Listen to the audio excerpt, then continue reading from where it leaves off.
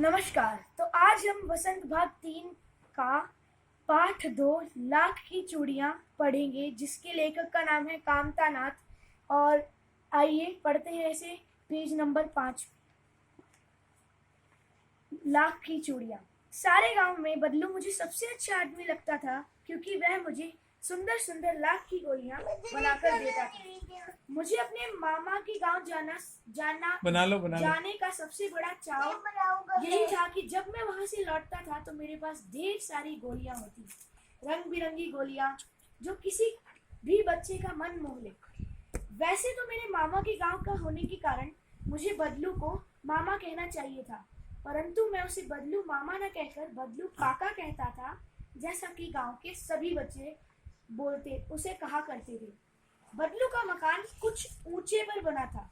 मकान के सामने बड़ा सा सहन था, जिसमें एक पुराना नीम का वृक्ष लगा था। उसी के नीचे बैठकर बदलू अपना काम किया करता था। बगल में भट्टी देखती रहती थी, जिसमें वह लाख पिघलाया करता। सामने एक लकड़ी की चौखट पड़ी रहती, जिस पर लाख के मुलायम होने पर वह उसे सलाख के समान पतला करके चूड़ी का आकार देता। पास में 4-6 विभिन्न आकार की बेलन नुमा मुंगेरियां रहती थी, जो आगे से कुछ पतली और पीछे से मोटी होती थी। लाख की चूड़ी का आकार देकर वह उन्हें मुंगेरियों पर चढ़ा गोल और चिकना बनाता था, और तब एक एक कर पूरे हाथ की चूड़ियां बना चुकने के पश्चात वह उन पे रंग करता। बदलू यह कार्य सदा ही एक मछिए पर बैठ के किया करता था, जो बहुत ही पुरानी थी। बगल में ही उसका हुक्का रखा रहता था, जिसमें वह बीच बीच में पीता रहता था। गांव में मेरा दोपहर का समय अधिकतर बदलू के पास बीतता था। वह मुझे लला कहकर कहा करता था, और मेरे पहुंचते ही मेरे लिए तुरंत एक मिनटों बैठे बैठे उसे इसी प्रकार चूड़ियां बनाते देखता रहता।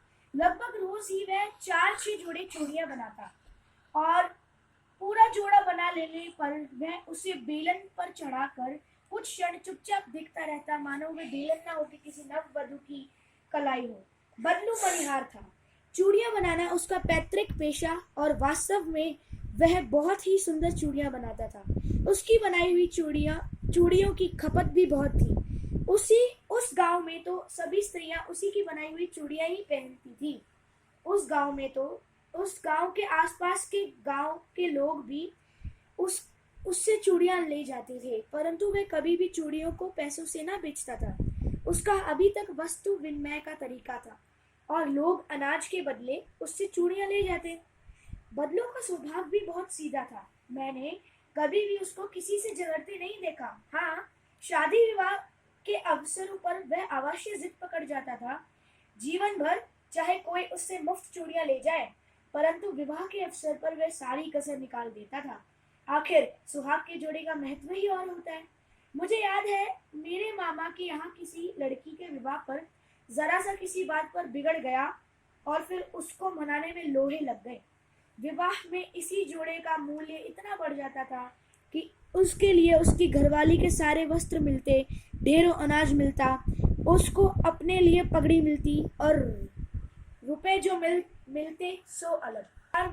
यदि संसार में बदलू को किसी बात से चिढ़ थी, तो वह थी कांच की चूड़ियों से।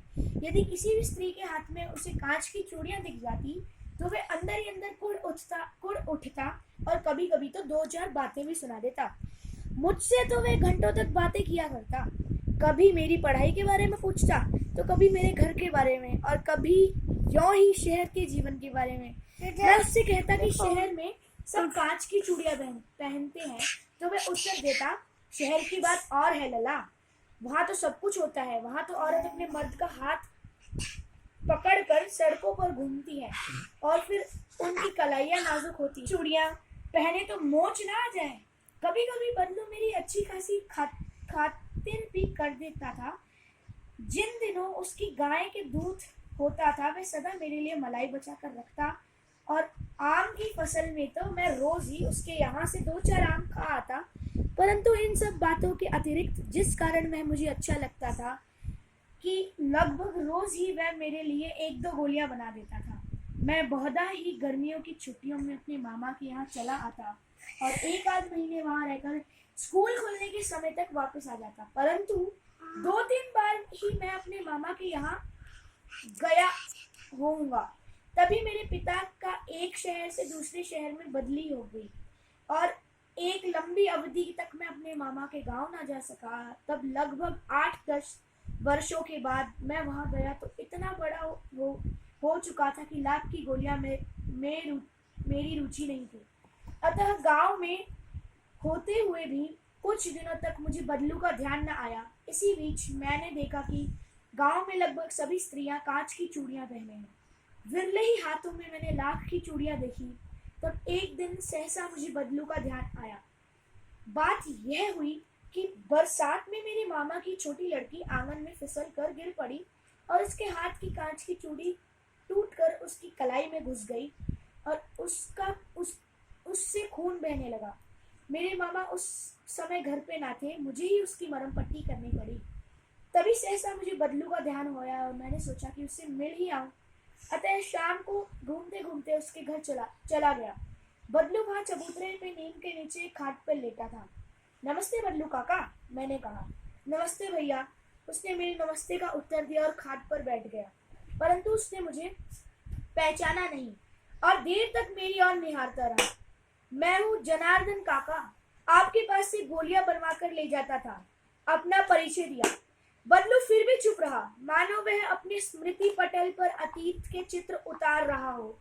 और वह एकदम बोल पड़ा, आओ आओ लला, बैठो, बहुत दिन बाद गांव आए। हाँ, इधर आना ना हो सका काका, मैं चारपाई पर बैठते हुए उत्तर दिया। मैंने कुछ देर फिर शांति रही। मैंने इधर उधर दृष्टि दौड़ाई, ना तो मुझे उसकी मचिया नजर आई, ना ही भट्टी। आजकल काम नहीं करते क्या काका, मैंने पूछा। नहीं लला, काम तो कई सालों से बंद है।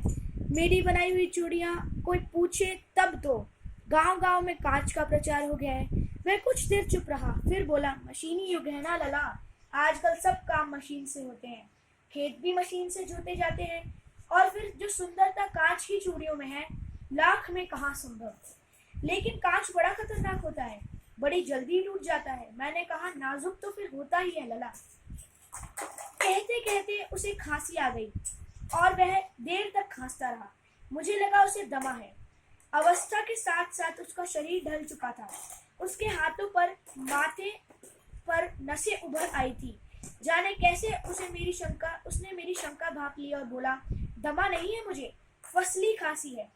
यही महीने 2 महीने से आ रही है, 10-15 दिनों में ठीक हो जाएगी। मैं चुप रहा, मुझे लगा उसके अंदर कोई बड़ी व्यथा छिपी है।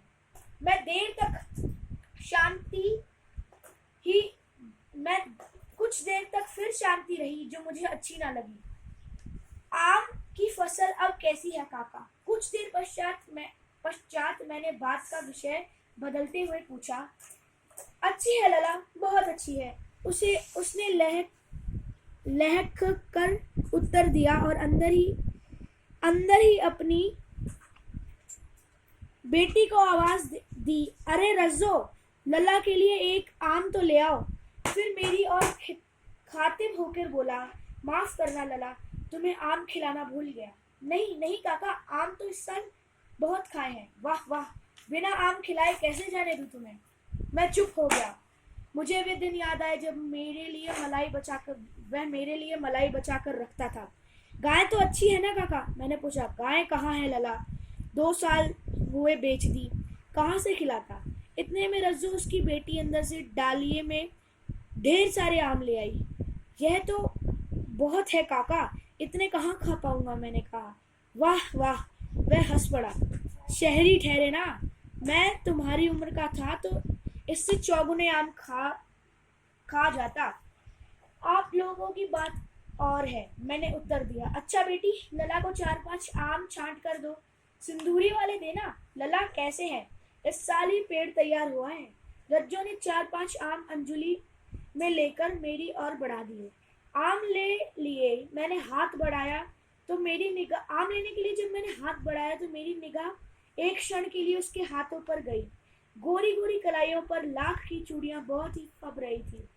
बल्लू ने मेरी दृष्टि देख ली और बोल पड़ा, ये आखिरी जोड़ा बनाया था जिमीदार साहब की बेटी के विवाह पर।